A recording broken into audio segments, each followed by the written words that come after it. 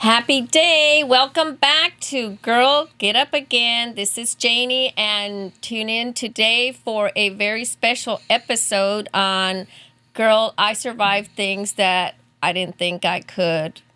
So come back soon.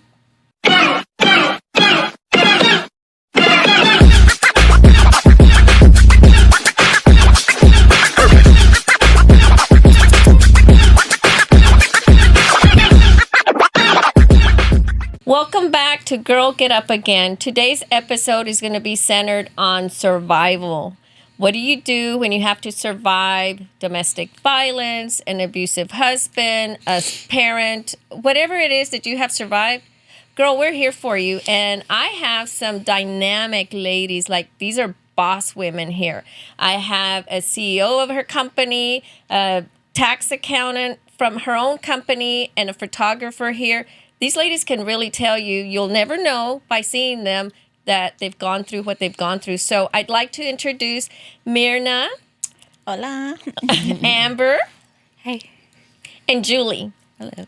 And of course, I'm your hostess with the mostest, Janie. But we're going to have fun, but dive into some deep things that people really don't talk about. Everything is kept a secret. And everything is about exposing. God wants to expose what's in the dark, bring it to the light so you can heal, so you can cleanse your body and be able to help some other women. Because when you hold it in, it's going to affect you internally. It'll affect you with stress, illnesses, things that you don't need. So we're going to dive in. And Myrna, before the show, gave me a 1-minute elevator pitch. And I've asked her to share that with you and elaborate what it really is that she has survived, because I'm like, wow, I am so humbled and I am so honored that you shared that with me. And I'm honored to meet you. This is a God thing for me. Oh, yeah, definitely. I mean, this morning was crazy. And Yes. I think God knew how much I wanted to be here, because I did. I mean, when things happen that way, when somebody's called for a purpose, I want to be able to be part of that. Right. Because I know that I'm walking in purpose, right? And so, definitely my story has been one of those surreal. Like, I can't believe I went through that sometimes. I can't even, I look at myself in the mirror and I'm like, wow, like a lifetime story. Oh, yeah. Like, I tell my daughters all the time, I wish I would have been able to record my whole life, because right now it would have been $1 million movie, Right. Because of everything I gone through. But I'm so grateful que Dios me llevó through all that, because it really has impacted my life to who I am now. And, the pain, the hurt, the scars were deeper than what they believe that they did. And it gives me reflection, because I thought that was it. I thought that being a victim was it, but there was more to that. All those scars they were doing, all that pain they were pouring into me, all, every hurt that they were causing me, I was slowly going to turn it into fuel and transform me to who I am now. So you're victorious. Oh, definitely. Hey, I was talking about this today. Like, they took advantage of me when I was a child, when I was helpless, when I couldn't do anything, being chained up to that table and being stripped down from my clothes. Like, I had to go all the way back to heal that little girl, right? And tell her, like, don't worry, you're going to be okay. And I got you, girl, hug her and kiss her, right? Yeah. And they took a crown that I didn't realize I had. But later on, what they didn't know was that my father was king. And that one day I was going to find that crown again, and I was going to fix it. And I was going to come back hard. Yes. And so that's the beautiful of it. And I hope that goes on to every woman that has experienced any type of trauma, any type of pain, any moment when they're sitting there and, it's like blades that they're coming in through your back, through your heart, and it's slicing you. If you ever experience that, I hope it's going to get better. And that's just part of your story. It's just a little inkling, right? Yeah, it's just some beginning, but it's going to be worth pain and everything you're going through, because it's going to transform you. And don't hold back, because one day somebody's going to be looking up to you. And that's kind of where we were at. We were talking about, a lot of people are like, oh my God, how can you talk about your story so, freely? Well, the honest truth is, I wasn't placed in this earth to shut up anymore. Right. I wasn't in this earth to be silent. I was in this earth to show off, literally show off what God has got me through. And I need to speak about it in detail. I need to be as authentic, as real as I possibly can to show people what it really is like. And I can't sugarcoat it. I can't filter it out. It is what it is. And I went through the things. And, like one of the hardest things was I got pregnant by my brother. Yeah, that's how did you survive that? Because it is messed up. But how did you survive that? And how did you learn to love your child because of the incest? So what happened is that I was getting raped, right, since 7 by my stepfather. And that's a horrible story in itself. But this man came into my life to protect me, you can say. I wasn't in the impression he was my brother. I just figured he was another guy that lives with us. But he was 10 years older than me, so he knew. He was 20, I was 10, and then, it went on. And when I got pregnant, to be honest, I didn't even know how to process that, because I had just gotten my period like not that long ago. I was still processing that. And so you're learning how to become a lady, a young lady. Yeah, it was just, and dolls and toys like that has never been a thing for me. Like, I never had access to those things. But it's just the mentality of a child, right? Like, I look at my daughter now, it's like, there's no way, right? But the hard part was the fact that my family was mad at me because I was the one that was seducing him, because I was, la resbalosa, right? Yeah. And I'm like, I'm so confused. And instead of having somebody that I can run to for protection or for guidance or for anything, it was just me, myself, and I. That was literally it. And what's so sad is I didn't even know God's love. Right. So I have no clue what to do with myself. I'm just lost. And then I was encouraged by my own family to live with him and be his wife. And that's where I had to learn how to sell drugs, because that's what he wanted me to do, So he groomed you, basically. Oh, yeah. He groomed you to be this person. And is he your biological brother? Or? Yeah, so he's my half-brother, I believe. Okay. So mom's side, we have the same mom. Oh, okay. Yeah, so he groomed you from when you were little. He violated you, and then he did what he did so that he could get you to do all these things to a young lady. I mean, you're a young lady. You're trying to figure things out. And I think that you're teaching your daughters. Right. that's a big no-no. Well, incest in my family is normal. So that's a generational curse. It's a generational that needs curse to be broken. I'm talking about wound after wound is real. That trauma that goes wound after wound is real.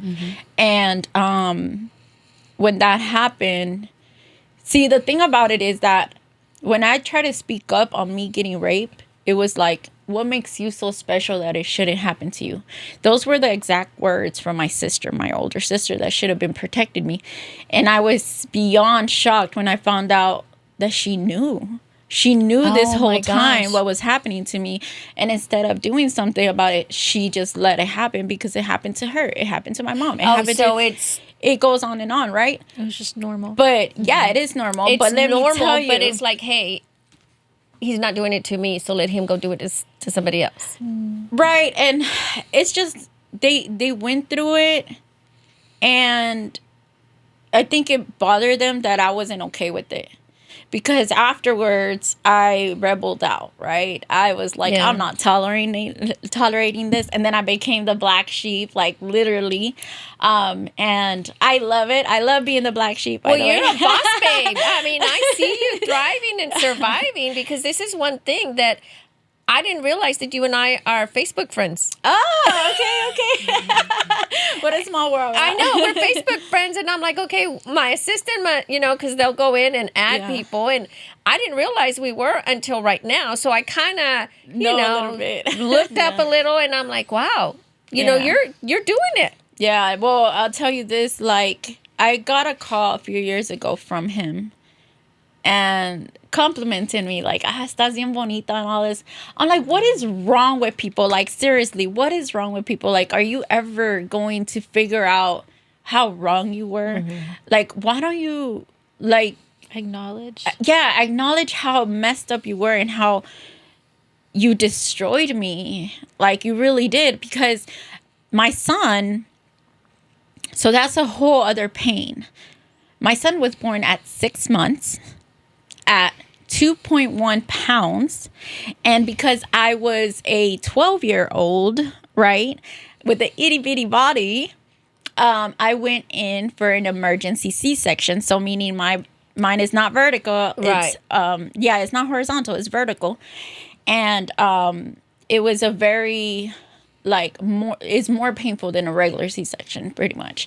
And it was life-threatening. And as soon as my son was born, they took him away from me. And they took me away from my mom. So I automatically became a government child, right? And therefore, my son became a government child. So now I have no idea where my son is at. This is the only thing I have that belongs to me. And they're like ripping it away. Right. And there's nothing I can possibly do. And that's the life that I'm living. And there's no one. There's no one I can cry out to. There's no one I can run to. Nothing. This is me on my own. And, we talk about single mothers, right? But what about the mothers that lose a child? Right. Right? Because that's a whole nother pain. Until this day, okay, he's like about 21, 22 years old. I still have not. You haven't found him? No.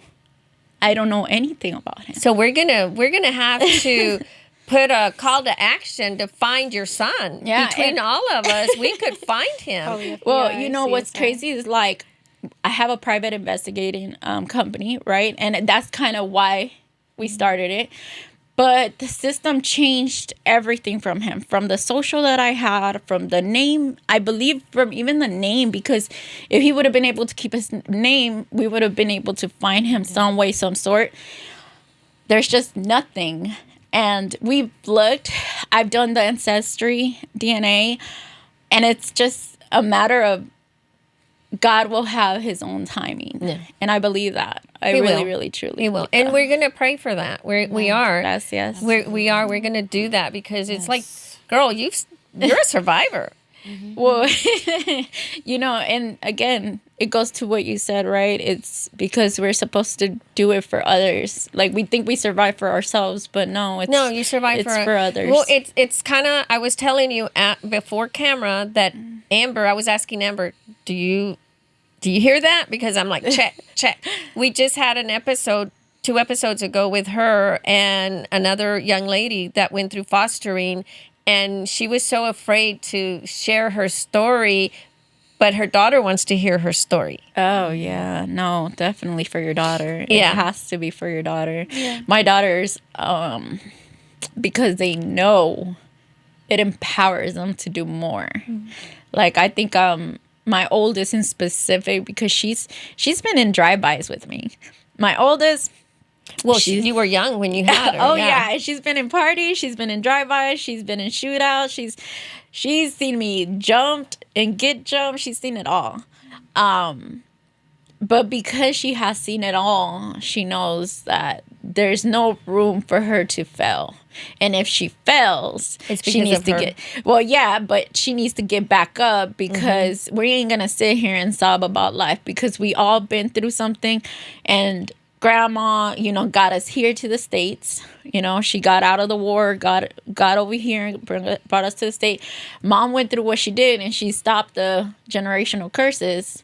Well, now she has her job to do, right? Mm-hmm. And she needs to show what happens when you survive, when you stop it, when you heal, when you start learning that when you fall, it's okay. Cry about it, but then get back up. Girl, get up again. Yeah, exactly. Get back up again. Girl, get up again. But now we know how to do it, right? Now we know how to fall, heal, and then go. Yeah. Instead of getting up and going and not healing and having these wounds that are going to come back to us, right? And destroy us. And so you like become such an example and such a powerhouse to your kids.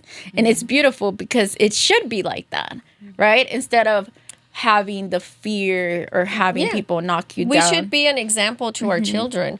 And this is predominantly how I think God brought this here. Because I have a 41-year-old. You know, and girl, I thought you were 41. I have a 41-year-old, and everything I do is with him in mind. This is my legacy for him. Yep. And I want him to see this and say, you know what? I've been there with my mom when she was being abused, when she was being violated. I was in the next room. And she survived. This is who she is, you know? Yes. And so for me, it is a legacy. It's a legacy. Julie, I don't know your story, but I know we're going to hear your story. Yes. And, you know, it's all about survival. It's like, what did you do? Because I can tell you, like I spoke earlier, I've been in boss mode since I was 17. And it hasn't stopped. Yeah. And every day I look and see what I can do that'll help somebody else. And my passion is single moms. Because I've been a single mom of a 2-year-old when I divorced his dad. And I'm thriving and surviving. I've survived a lot that would have taken me out, but I'm like, no, it's not going to. Because I serve the biggest God and King. And all powerful. You know, my dad says that I'm a princess, and I act like one. I act like a diva. Yeah, no, tell me about it. And that's as you should, because you've earned it. And not only that, but if he wanted to take you out, he would have taken you out a long time ago. But that's a long time ago. What happened? And look at you, where you're literally sitting on a throne and fulfilling, you know, his call. So why shouldn't you? Yes, you're going to walk in proudly. And that's a whole concept that people have. They're like, oh, you know, these people over here doing this or doing that and showing off what they're giving away or what they're doing. Well, you know what? We see all the negative in the world and nobody says nothing about that. So if I'm going to show off all the good stuff that God has given me, all the opportunities, all the connections, let it be. Let it be. And let me be happy in it because I am grateful and I feel no guilt no more. Right. You know, good for you. If it is that they feel guilty to show off y que el evil eye y que todo esto, I'm sorry. When it's coming from God, ain't nothing gonna be able to take that away. And what's for you is for you. It is for you. And what is for Amber is for Amber. What's for Julie's for Julie. And what's for me is for me. Amen. I think the biggest thing is being obedient. Yep, exactly. And if you're obedient and you do it in wisdom and clarity, God is going to make sure that it succeeds. You know. Yep. You know, you ladies know last week is when we were supposed to film this. Oh, yeah. And enemy wanted to strike. I know. And he did with the weather. Mother Nature came with a vengeance. I was out driving, but a lot of people didn't want to drive, you know. I mean, and I get that. We have to be safe. But, Julie, you've been very quiet. So I've come across your profile. And I never, like, I see certain things, but it's like you see people, but you don't know their testimony. Exactly. And to me, like, it just, oh my God, like so much more respect, you know? Gracias. Like, it's, you can see a person, but like when you actually see what they've gone through, and not just what they've gone through, but how they've come out of it, like yeah. And disclaimer, I'm a big crybaby, so. Oh, girl, it's okay. Disclaimer. if I cry, yeah. My God, it's just amazing when I feel like when you give your life to the Lord, when, like you said, obedience, like obedience is everything to God, and He blesses that. And one of the things, like, even this morning as I was getting ready, I'm like, Lord, there's two things I've always wanted to do in life. And one was be a wife and be a mom. And I was married at some point in time, but I don't know how to pick them back then. Oh, trust me, I have an A right here for asshole. But it's like until I let God pick them for me. Exactly. And it's like before I knew the Lord and before, it's like I was picking the wrong, and we pick out of our wounds, So I made all the wrong choices, and I'm a mother of 6, and I love my kids. Like, I think the Lord blessed me with, like, every morning I look at my kids and I'm like, thank you, Lord. Like, I just see them in such a different, like, they're all such a gift from God, and they were all made specifically for a purpose. And just to be able to wake up every morning and be like, you know what, your mom gets to go out there and, like, to them, like, I am super mom. I have to be super mom. Right. Because I don't have anybody to fall back on. But I do. I have God, right? So, and I've always said, like, if I have God, I have everything. Everything. Oh, yeah. Everything. And you're not scared of losing it all. Because, so my story is, I was married, and then I divorced, and I met this man that I thought was like, I was like in love. Like, You thought it was love. yes, I was like, I worshiped the ground he walked on. It was crazy.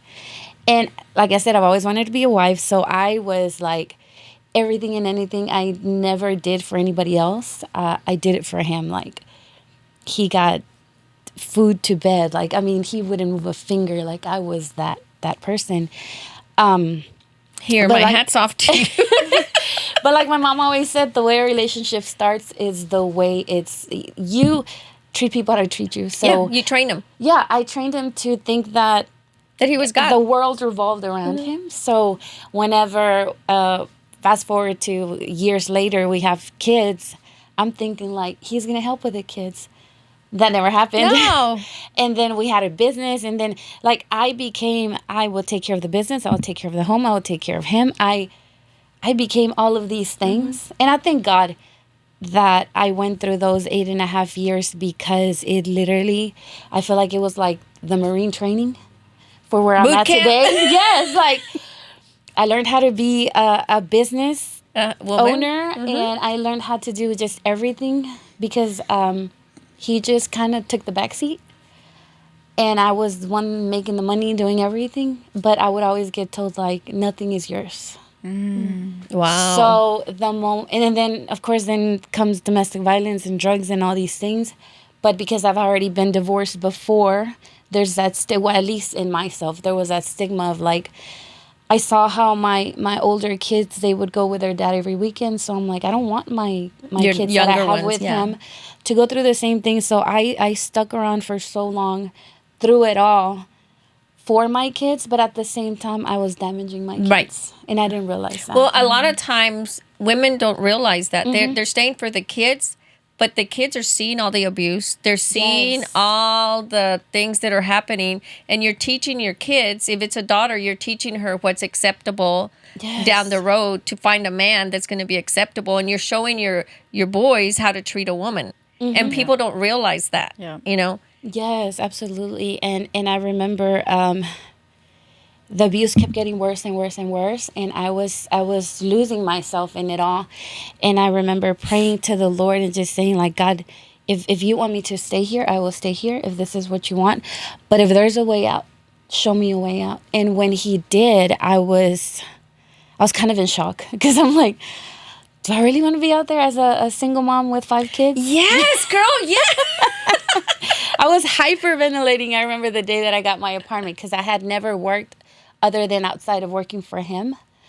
But little did I know, like, I was already You a are the business company. yeah, I was everything. So little by little, the Lord taught me how to, just do it all and get back on my feet. Well, when I leave him, I remember the day before that I leave, everything's so peaceful, and we're like, yeah, we're parting ways. And I was like, this is weird. right? So it was a mutual agreement. Sorry, I'm like, what? No, go ahead. Ask. That's what I thought, right? No, I'm like, it was a facade. It was going to get worse after. yeah. Watch. So that's when I it's- already know this story. yeah. So, lived and I'm trying to like you said, it's a long story, but trying to make it as down. small. Yeah. So I leave, and he like. I remember I get a U-Haul, and he's like, yes, take everything. Take whatever you want. And I'm just like, this is weird. He's like, yeah. We had just bought a couple of big TVs, and he's like, yeah, take the TV here and do this and that. And do you need some? Oh, well, he gives me $1,000 too. Like, that's all I got to walk away. $1,000. That's all I got. And I remember the Lord telling me, like, it doesn't matter. Don't think about this like you're losing all this money. Like, all the years you worked for him, all the money and all the properties that he got. Think about it as you're walking away with your life. Peace. That's all you need. Freedom. Yeah, and I had this peace about it because I was like, the money didn't matter anymore. I just needed to get out because I literally was to the point to where I would even contemplate suicide. And like now, I'm like, I love my life and I love my kids. Imagine if that would have happened, like my kids wouldn't have their mother, like crazy. But I leave, and then all of a sudden, a week passes by, and I call him, and he's like, we had said 1 week on, 1 week off. So I call, and I was like, hey, can I see my boys? And he's like, we're on vacation in Florida. And I was like, you couldn't tell me? Then another week passes by because he's like, we'll be back in a week. So I text again the next week, and I'm like, hey, when can I get the boys? And he's like, I extended the vacation. He's like, you need to get a job. You need to get money. Like, you don't even have furniture. Like, because I didn't have much, right? Oh, he was like, I'm just like wondering. Yeah, so I'm just like, okay. Strangle this man. So then 3 weeks later pass by, and I'm like, okay, this is it. And he's like, I even take the constable to the house because I can't find him. I can't find him at the business. I can't at his mom's. Like, I can't find anybody. And finally, one day he calls me, and it's my son's birthday. And he's like, I'm taking you the kids back. And I was like, great. So I said, where can I pick them up? And he was like, I think he was going to drop him off outside of my job. So I'm like, okay, great. I get to see my son. It's his birthday. And as I'm leaving work, a CPS worker comes up to my car, and they're like, we need to talk to you. And I'm like, oh, what? So he was like, yeah, you need to. I had my 3 kids that I had full custody of. And he said, you need to find someone to take care of your kids. And I said, what do you mean? He's like, your kids are not allowed to be around you. And I'm like, I don't get it. Like, what's happening, right? So he said, there's some accusations against you. So I'm like, so then everything clicks. I'm like, oh my God, it was all a trick from him, right? Mm-hmm. So then they tell me the accusations, and it was bad. So my kids, the 3 older kids, have to go with my sister, and then the investigation starts, and the next day I get served to go to court. And I'm like, I don't have 1 penny to my name. So when I show up to court, the judge basically gives him temporary custody, and I'm not allowed to see the boys. And it for 2 years, basically, I had to fight the system to get my sons back. And it was the first lawyer that I hired takes my money, and I barely had any money. So it was like, Jesus. There were so many things that happened that it was like a telenovela. Like, I'm like, what is it? Like we can make a lot of movies yeah, like because this. I'm just like, it just to like, because I've heard these cases because we do private investigation. So, did you leaving the home? Was that part of it? That's why he set it up that way. Yeah. I'm over here thinking while she's talking about that, he set knew it the up, whole made it time. easy so that she could Leave leave, the home. take whatever Okay. you want, and then, So let me it is take that. the kids on vacation, Yeah. and you're the abuser because you Make abandoned a them. note. Make it like a little, I don't know, like a banner or something. Do not leave your home, ladies. Do not leave your home, because that will happen, and it will happen case after case and case. And like you said, men are getting smarter to where they start setting it up and make it all look beautiful for you. But the problem is that the hurt that these kids are going to go through. Yeah.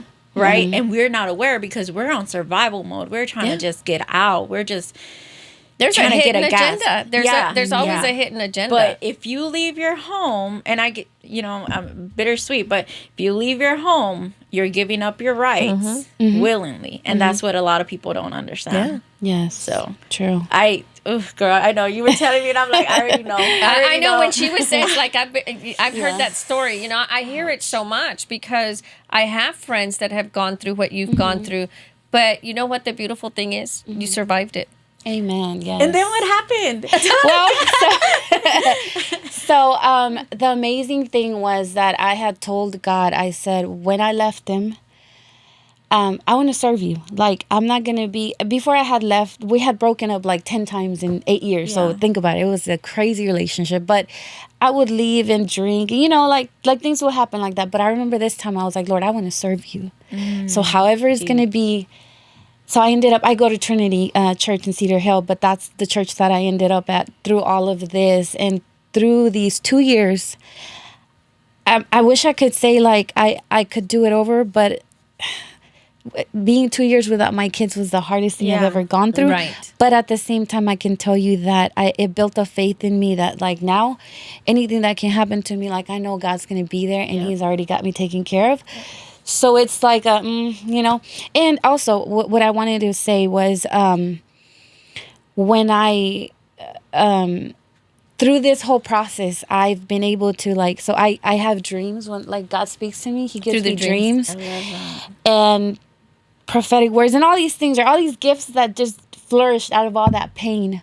But one of the gifts was I have this dream to go to a Bible study because I was looking for a lawyer because they closed my case. All these things happen, right? And I'm just like, Lord, I don't get it, but I'm going to serve you. Every time something would happen, like I would have a court date, it would get messed up. And it was like, I would cry my eyes out. And then I would be like, okay, Lord, I don't get it, but I'm going to serve you. That's all I kept saying. I go to this Bible study and it's all these senior citizen ladies. And I'm like, what am I supposed to do here, right? But I'm like, okay, God, I trust you because if you spoke to me, it means something. Yeah. So I show up and everybody's introducing themselves, right? And all of a sudden this lady stands up and she was like, hi, my name is Nicole and I'm a family lawyer. And I was like, Lord, I see it. I see it. Like, I see what you're doing. So, within 6 months, she got me my kids back. And I wish I could expand on the story because it was miracle after miracle after miracle of God restoring everything that was taken from me. Yeah. God gave it back to me. He gave it back to me like 1,000 times better because after I won the case, he wouldn't surrender the kids. So it's like, I've already won the kids. But he leaves the state with the kids. And They do that. But and I was like, Lord, like, what's happening? I know. So this is really touching. I mean, all of y'all have similar connections here. Mm-hmm. And I'm telling you, everything changed for a reason. So you guys, you ladies, y'all have to be a part of season 2. Yes. Because this is going to be the next episode of this. Yes. Because there's women out there that need to hear. So in less than 5 seconds, 10 seconds, let me know what it is, or let people know what it is for you that is going to help them. What is it to get out of that situation? 10 seconds or less. Well, for me is, I think you said it yourself, like suicide, anxiety, depression, all these things, right? Come together as an attack. But just know that as soon as you give your life over to God, I promise you will feel his love and it will fill you up. It will fill the void and everything that you're looking for. The answers, the guidance, everything will come through. And I think that we miss out on that because we try to fight it, especially when we're young. Right. We try to fight that so much, like, no quiero ser cristiana. But just give in, just surrender because it's real and it's beautiful and it gets easier. It gets easier. Amber, give me your little 10 second. Okay. Well, I was thinking because we're all jumping to the solution, right? But I know when we're in that moment, the question that we have the most is why? Mm-hmm. Why am I going through this? And I want you to know you might never get the answer. But God knows what he's doing. He created you. He created this world. He created everything. and he has a plan. He knows the past, the present, the future. Amen. And you might not ever get your answer for why, but you know that you serve a good God. And if you struggle with knowing who God is, go to his word. And you might not get your answer. You might struggle with your identity, but the more you learn about God, the more you will learn about yourself. So get in that word. Yeah. Amen. Julie? It's that saying, let go and let God. Yeah. Like, I feel like a lot of the things that I had tried to do within my power failed because God was trying to show me that I needed to trust him. So when things get really hard and you don't know what to do, pray, ask, surrender it to God, leave it at his feet. And don't be picking it back up every 5 minutes, because we tend to do that and try to fix things ourselves. But like, really surrender it and allow him to do it. Because, I mean, he's a miracle worker. He can do things that we cannot do. And if you think that something's impossible for you, it's not impossible for God. Well, ladies, this has been a wow. Wow. This has been an episode. So everyone out there, stay tuned for season 2 and what these ladies have to offer, because I'll tell you one thing, they did get up again and again and again. Amen. So we'll see you at our next episode. See you soon.